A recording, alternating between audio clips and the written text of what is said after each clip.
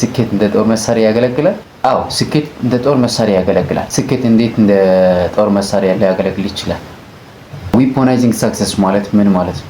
what does it mean when we say weaponizing success? ለምን አይነት ተቋም ነው የሚያገለግለው?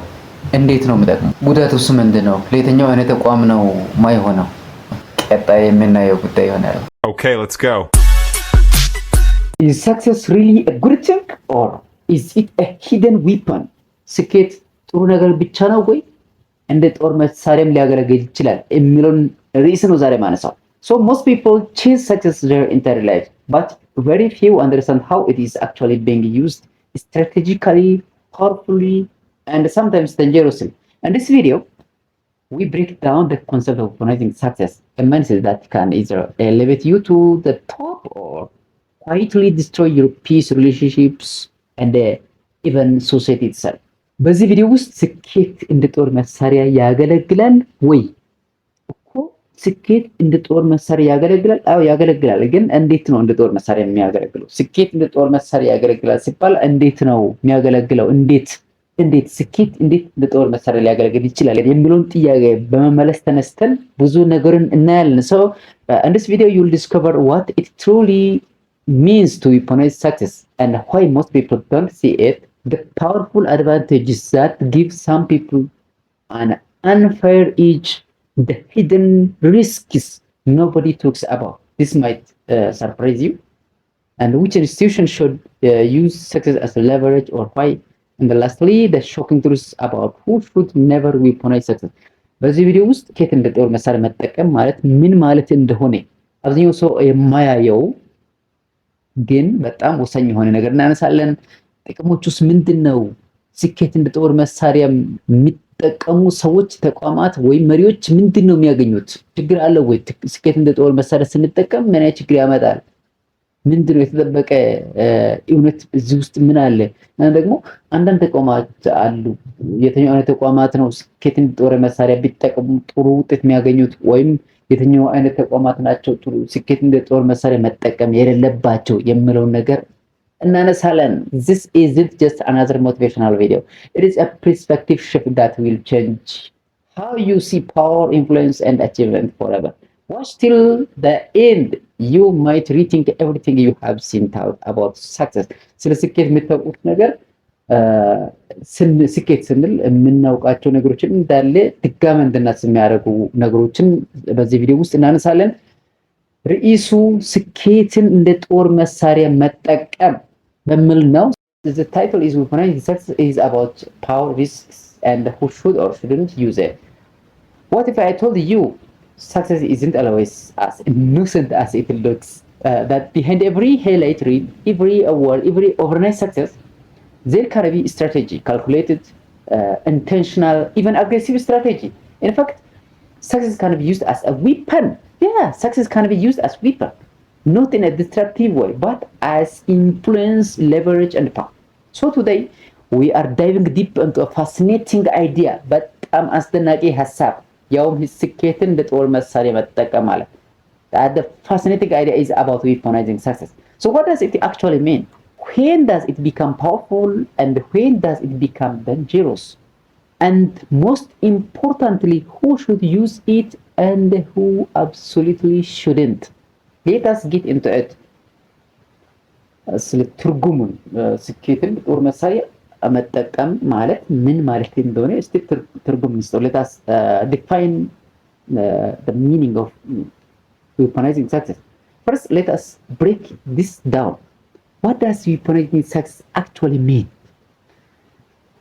At its core, weaponizing success is the act of using your achievements, status, or credibility as a tool to influence outcome. ስኬትን በጦር መሳሪያ መጠቀም ማለት ከዚህ በፊት ያሳካውን ነገር፣ ከዚህ በፊት የጨበጥከውን ነገር፣ ከዚህ በፊት የደረስክበትን ጥሩ ደረጃን እንደ ጦር መሳሪያ ተጠቅመህ ቀጣይ የሚመጡ ውጤቶችን ለማሻሻል መጣር ማለት ነው። So it is not just about being successful, it's about leveraging that success strategically. ስኬትን እንደ ጦር መሳሪያ መጠቀም ማለት ስኬታማ መሆን ብቻ አይደለም። ስኬታማነትን ማስቀጠል ነው። so think of it like this: a successful entrepreneur uses their reputation to open doors that other can't. A top student uses their academic record to secure elite opportunities. A company uses its market dominance to shape industry standards. Uh, and that's not accidental. It is intentional. That is intentional. That is weaponizing success. So now let us be clear. This isn't inherently bad. Just like any tool, it depends on how it is used. ስኬትን እንደ ጦር መሳሪያ መጠቀም ማለት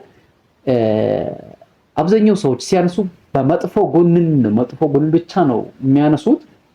ግን መጥፎም ሊሆን ይችላል፣ ጥሩም መሆን ይችላል። በምንድን ነው የሚመሰረተው? እንዴት ነው የምንጠቀሙ በሚል ነገር ላይ ነው ጥሩም ሊሆን የሚችለው መጥፎም ሊሆን የሚችለው። There are two key dimensions to understand this. First dimension is it is visibility. Success becomes a weapon when it is visible. If no one knows about your achievements, they can't influence anything. Secondly, it is intentional use. Success becomes weaponized when you consciously use that visibility to gain advantage, whether in negotiations, leadership, or competition. For example, a job candidate highlighting elite credentials to stand out, or a brand showcasing awards to dominate consumer trust, or a public figure using influence to shift opinions. All of these are forms of weaponized success. But here is where it gets interesting. The same tool as weaponizing success builds opportunities, and it can also create pressure, inequality, manipulation, even distraction. When we say this, which brings us to the next important point that we are going to discuss about. It is about advantages and the disadvantages of weaponizing success. So ስኬትን እንደ ጦር መሳሪያ በመጠቀም ውስጥ ጥቅም አለ፣ ደግሞ ጉዳትም አለ። ስኬትን እንደ ጦር መሳሪያ በመጠቀም ውስጥ ጥቅሞችና ጉዳቶችን እናነሳለን። Let us talk about the upside first because they are powerful. መጀመሪያ ጥቅሞችን እንስቲ። Advantage of weaponizing success. First, it can accelerate opportunities. Weaponizing success can help us to accelerate opportunities because success creates momentum. ስኬት ጉልበትን ይፈጥራል። ስኬት ብዙ ጉልበትን ይጨምራል፣ ብዙ አቅምን ይሰጣል። Once you have proven yourself, doors open faster, people trust you more and more, decisions tilt in your favor. It is like a shortcut through barriers that others still struggle with. ሁለተኛው, the second one is influence and authority. Success builds credibility. When you speak, people listen, not just because of what you have said, but because of what you have achieved. አንተ ስታወራ ሰዎች ያዳምጡሃል።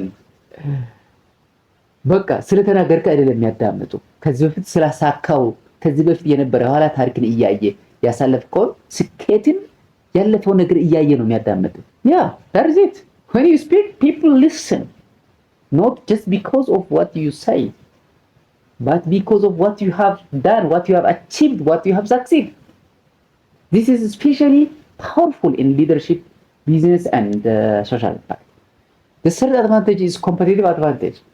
In competitive environments, success becomes a differentiator. It signals reliability, excellence, and capability all before you even act. So it is your silent argument. But now, let us flip the coin. እስቲ የመጀመሪያው ወይም አፕሳይዱን ጥሩ ጎኑን አይተናልና ኔጋቲቭ ጎኑን እስቲ መጥፎ ጎኑን እንየው። let us see the dark side of weaponizing success. Firstly, it brings pressure and burnout. When success becomes a tool, it also becomes an expectation. Yeah, you are no longer just succeeding, you are expected to keep winning. That pressure can lead to stress, anxiety, and burnout. Second dark side of weaponizing success, it's perceived arrogance or manipulation. Using success too aggressively can backfire. people might see it as showing off, intimidation, or even manipulation, and that can damage relationships and trust. Dark side of weaponizing success is it can bring inequality and amplification. This is the big one. When success is weaponized, it can widen the gap between those who have access and those who don't have access. Who have access already ahead, get further ahead, and who don't have access, those behind struggle even more to catch up. The fourth dark side of weaponizing success is it can serve as identity trap. You can become defined by your success. Yeah. And when that happens, failure, even a small failure, feels like a personal collapse. So while weaponizing success can elevate you, it can also trap you, which raises a critical question. Who should actually use this strategy or who should avoid it? We have seen weaponizing success at individual level. So let us zoom out from individual to institutional level. Let us see it at institutional or organizational level. Because this concept becomes even more powerful and more dangerous at scale.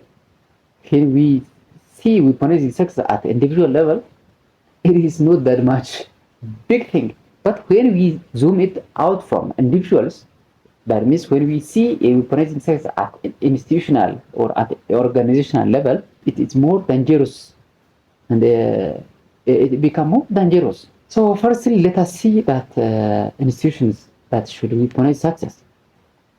አንዳንድ ተቋማት አሉ ስኬትን እንደ ጦር መሳሪያ መጠቀም ያለባቸው ቢጠቀሙ መልካም እና ጥሩ ውጤት ማምጣት የሚችሉት።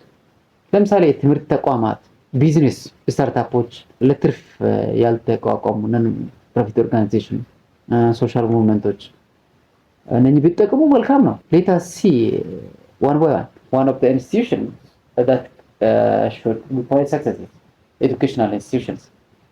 When done right, they have to use it responsibly because it creates a cycle of improvement and opportunity. Schools, universities, colleges can use their achievements like graduate outcomes or research achievements to attract talent, secure funding, build global reputation. When this used irresponsibly, it creates a cycle of improvement and opportunity. Ethical business and the startups can also weaponize success. Companies can weaponize success to build trust with customers, expand into new markets, set industry standards. ቢዝነስ ተቋማት ስታርታፖች የቀድሞ ስኬታቸውን እንደ ጦር መሳሪያ ቢጠቀሙ ችግር የለውም። ኢሜል ለመገንባት፣ ብዙ ደንበኞችን ለመጥራት፣ ቢዝነሱን ለማስፋፋት፣ ገበያን ኤክስፓንድ ለማድረግ፣ ኢንዱስትሪ ስታንዳርድን ሴት ለማድረግ አቅም እንዲኖራቸው የቀድሞ ስኬታቸውን እንደ ጦር መሳሪያ ቢጠቀሙ ምንም ችግር የለም። But the key word here is ethical. When success is paired with transparency and responsibility, it becomes a force for innovation. Yeah. Another institutions that should weaponize success, non-profits and social movements.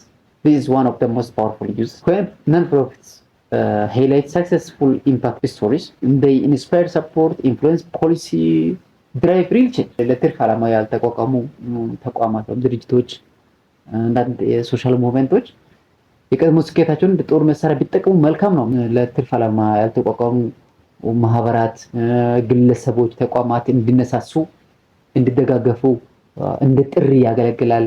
ሌሎችን ያነሳሳል። ፖሊሲን ራሱ ኢንፍሉዌንስ ሊያደርግ ይችላል እና ትክክለኛ ለውጥ የሚባለው በቃ ያነቃቃል፣ ያነሳሳል።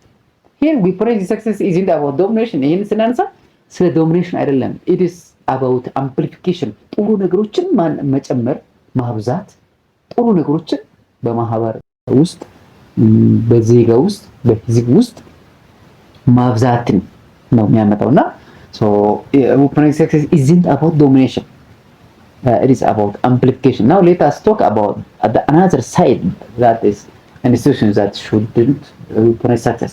Governments, ስኬትን ጦር መሳሪያ መጠቀም የሌለባቸው ተቋማት፣ ለምሳሌ መንግስት መጠቀም የሌለበት፣ ምክንያቱም ቢጠቀምም መጠቀም ያለበት አንግል አለ፣ መጠቀም የሌለበት አንግል አለ እና መጠቀም የሌለበትን አንግል እናነሳለን። ጤና ተቋማት፣ ፍትህ ተቋማት እነኚህ እንደ ጤና ተቋማት አይነቶች፣ እንደ ፊት ተቋማት አይነቶች የቀድሞ ስኬታቸው እንደ ጦር መሳሪያ መጠቀም የለባቸው። ያንዳንዳቸው እናያቸው። Let us see institutions that shouldn't weaponize success.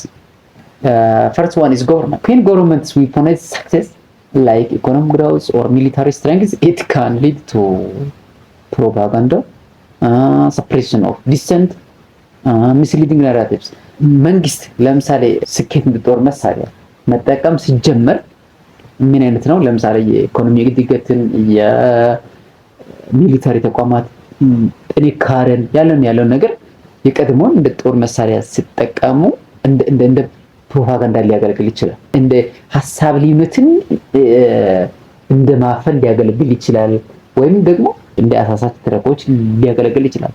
ስለዚህ በዚህ አንግል መጠቀም ያለባቸው። ለምን በዚህ አንግል ሲጠቀሙ ስኬትን እንደ ጦር መሳሪያ መጠቀም ከፕሮግሬስ ይልቅ ወደ ኮንትሮል ያዳላል እና ለምሳሌ መንግስት፣ ሚሊታሪ ተቋማት፣ ሴኩሪቲ ተቋማት እንደ ላይክ ሳይበር ሴኩሪቲ ተቋማት፣ እንደ ፋይናንሻል ኢንተለጀንስ አይነት ተቋማት ቀድሞ ስኬታቸውን ጦር መሳሪያ ቢጠቅሙ ደግሞ መልካም ይሆናል።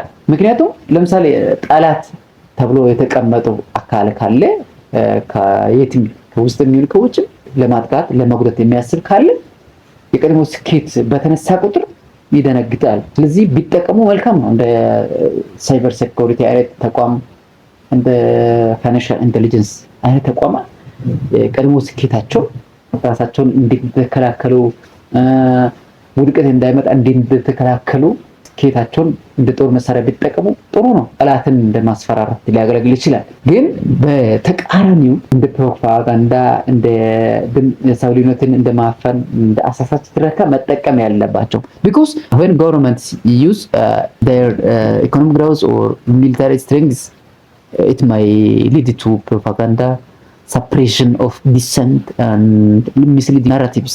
When governments use on this way, success becomes a tool for control rather than progress. It is better for the government when they weaponize success for the purpose of progress, but negatively when government use success as a tool for control, it might bring something negative. The second institution is healthcare systems. Healthcare should prioritize care, not about image, because their objective is to save lives rather than building image.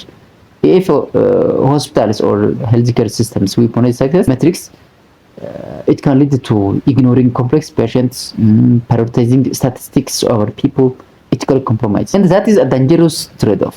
ጤና ተቋማት ቀድሞ ስኬታቸውን እንደ ጦር መሳሪያ መጠቀም ሲጀምሩ ታካሚዎችን ችላ ማለት ዝንባሌ ይፈጠራል።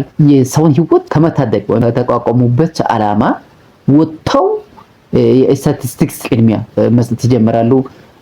ኢሜጃቸውን ቢልድ ማድረግ ይጀምራሉ። የስነ ምግባር ብልሽነት ሊታይባት ይችላልና ይሄ አደገኛ ንግድ ስለሆነ ጤና ተቋማት የቀድሞ ስኬታቸውን እንደ ጦር መሳሪያ መጠቀም ከሌለባቸው ተቋማት ውስጥ አንደኛው ነው። The third one that shouldn't use success as weapon is justice system. This is critical one. If legal institutions weaponize success rates like convictions, it can undermine fairness, it can encourage bias, it can compromise justice. ፍትህ ተቋማት ደግሞ ስኬታቸውን የነበረውን ጥሩ ስራቸውን እንደ ጦር መሳሪያ መጠቀም ሲጀምሩ ፍትህን ወይም ፍትሃዊነትን ማዳከም ሊያመጣ ይችላል። አድሏዊነትን ሊያበረታታ ይችላል። ፍትህን ማላላትን ሊያመጣ ይችላል። ስለዚህ justice should be about truth. Yeah. Not performance metrics. Here is the takeaway. Success isn't just something you achieve. It is something you can use it. Indeed, ስኬትን ለማስቀጠል የምትጠቀምበት ወይ ነው። And when used intentionally, it becomes powerful. But power always comes with responsibility. So when you weaponize success, you have to use with full responsibility. Weaponizing success can open doors, create influence, and drive change. Or it can create pressure, inequality, and distortion. The difference lies in how and why it is used. በቃ ልዩነቱ እንዴት ነው የምንጠቀመው እና ለምን ዓላማ ነው የምንጠቀመው የሚለው ነገር ላይ ነው የሚወሰነው። የነበረውን ስኬት ለማስቀጠል ከተጠቀመ በጣም አሪፍ ነው።